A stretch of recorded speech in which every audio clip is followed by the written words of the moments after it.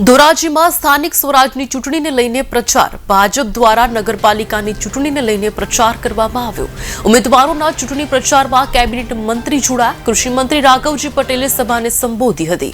ભાજપના ઉમેદવારોને વિજય બનાવવા ખાસ અપીલ કરાઈ છે। રાઘવજી પટેલે મીડિયા સમક્ષ મહત્વનું નિવેદન આપ્યું છે। ડીએપી ખાતરમાં નીકળી રહેલ કાકરા બાબતે પણ ખાસ નિવેદન આપવામાં આવ્યું છે। ડીએપીમાં કાકરા નીકળવાની વાતને પાયા વિહોણી ગણાવી। આજે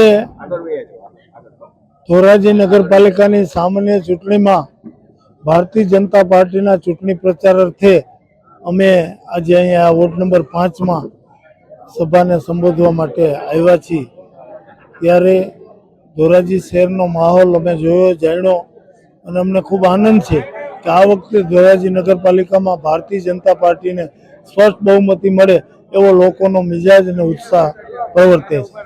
સરકાર જરૂર પડે ત્યારે તરત જ જ્યારે બજારના ભાવ ટેકાના ભાવ કરતાં નીચા જાય અને ખેડૂતોને આર્થિક નુકસાન સહન કરવું ન પડે એટલા માટે તુરત જ ઘઉંના કે બીજી કોઈ પણ વસ્તુઓના ટેકાના ભાવે ખરીદીનું કામ શરૂ કરી દે છે। ઘઉંની ટેકાના ભાવે જેને વેચવા હોય તેવા ખેડૂતોનું અત્યારે રજીસ્ટ્રેશન ઓનલાઈન ચાલુ છે અને આવા રજીસ્ટર થયેલા ખેડૂતો કે જેણે પોતાના ઘઉં ટેકાના ભાવે વેચવા માટે નોંધણી કરાવી હશે તેવાનો ટૂંક સમયમાં જ ખરીદી તેવા ખેડૂતોની ઘઉંની શરૂ થઈ જશે।